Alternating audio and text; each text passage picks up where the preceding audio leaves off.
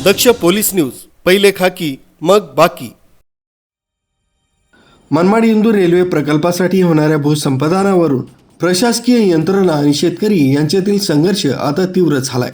सरकारने देऊ केलेला तुटपुंजा मोबदला शेतकऱ्यांनी साफ फेटाळून लावलाय। आमची सुपीक जमीन कोणत्याही परिस्थितीत देणार नाही असा आक्रमक पवित्रा घेत शेतकऱ्यांनी मनमाड रेल्वे स्थानकावर जोरदार आंदोलन केलं। सरकारने निश्चित केलेला मोबदला चालू बाजारभावाच्या तुलनेत अतिशय कमी असल्याचा आरोप शेतकऱ्यांनी केलाय। मिळणाऱ्या पैशातून शेतकऱ्यांचं योग्य पुनर्वसन होणं शक्य नाही। ही जमीन केवळ मातीचा तुकडा नसून आमच्या उपजीविकेचं एकमेव साधन आहे, अशा भावना आंदोलक शेतकऱ्यांनी व्यक्त केल्या आहेत। जोपर्यंत शासन जमिनीचा योग्य मोबदला आणि मागण्या मान्य करत नाही तोपर्यंत माघार घेणार नसल्याचंही स्पष्ट केलंय।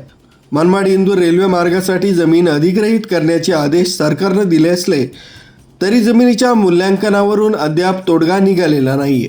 बाधित शेतकऱ्यांनी प्रति एकर 1 कोटी रुपयांपेक्षा जास्त मोबदला मिळावा अशी मागणी लावून धरली आहे। शेतकऱ्यांनी अद्याप या वाढीव दराबाबत कोणताही ठोस निर्णय न घेतल्यानं शेतकरी संतप्त आहेत। शेतकरी आणि सरकार यांच्यातील या वादामुळे महत्त्वाकांक्षी मनमाड इंदूर रेल्वे मार्गाचे काम रखडण्याची चिन्ह दिसत आहेत। रेल्वे प्रशासनाला जमिनीचा ताबा मिळवण्यात अडचणी येत असल्यानं प्रकल्पाचा खर्च आणि वेळ दोन्हीही वाढण्याची शक्यता आहे। आता या कोंडीतून शासन काय मार्ग काढतं आणि रेल्वेचं काम कधी सुरू होतं याकडे संपूर्ण जिल्ह्याचं लक्ष लागलंय।